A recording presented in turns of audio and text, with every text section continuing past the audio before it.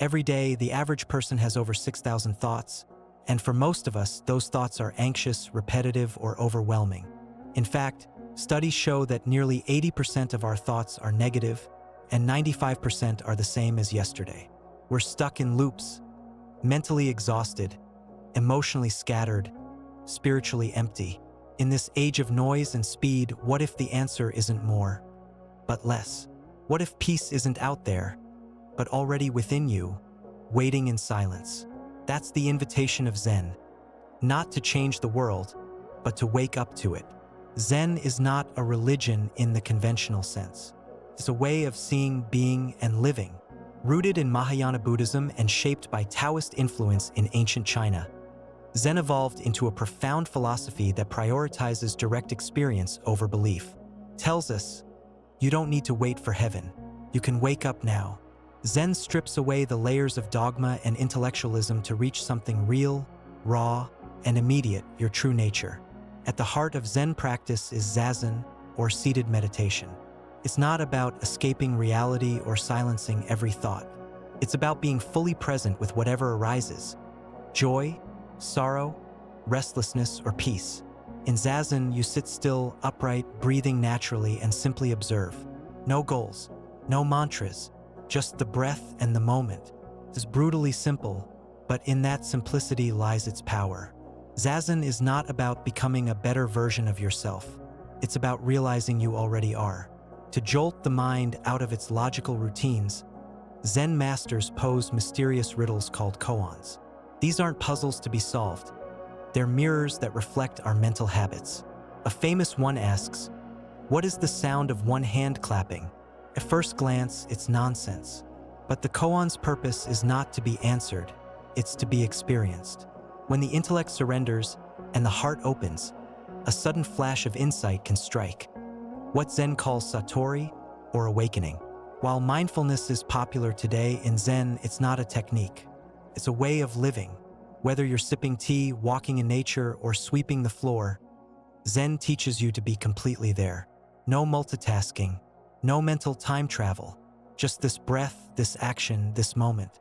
Sounds simple, even boring, but in that stillness, we rediscover the miracle of life.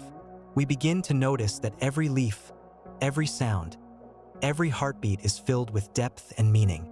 Enter a Zen garden, and you'll feel it, the silence, the calm, the invitation to stop.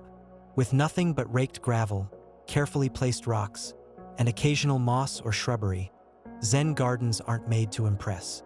They're made to quiet the noise in your head. The patterns in the sand represent rivers, waves, or wind, fluidity within form. Like Zen itself, they suggest that true beauty isn't found in more, but in less. Central to Zen philosophy is the concept of mushin, or no mind. This doesn't mean having an empty head. It means moving without hesitation, thinking without overthinking, and acting without ego. A Zen archer doesn't shoot to win, they shoot to shoot. A Zen painter doesn't paint to impress, they paint to express. In Mushin, you and the action become one, free from doubt, fear, and self-consciousness. It's not just spiritual, it's incredibly practical. Some people mistake Zen for escapism, a way to retreat from life's challenges.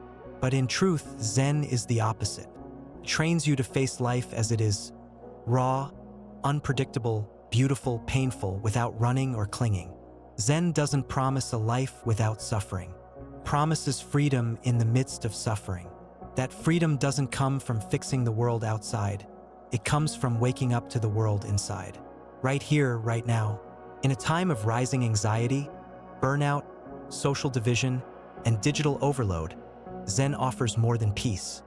It offers clarity. It reminds us that we are not our thoughts, our achievements, or our fears. We are the stillness beneath the storm.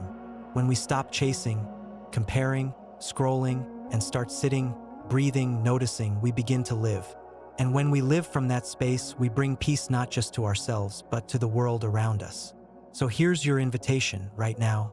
Pause, close your eyes, inhale deeply, and exhale slowly. Feel your breath, feel your body, feel this moment. That is Zen, not something you chase, just something you return to. Let this be your ritual. 5 minutes a day, no distractions, no pressure, just stillness. And if this message sparked something in you, if it reminded you of what truly matters, then take a moment to share this with someone who needs peace, and subscribe so you don't miss more content like this. Because awakening isn't just personal. It's something we can spark in each other. Let's wake up together.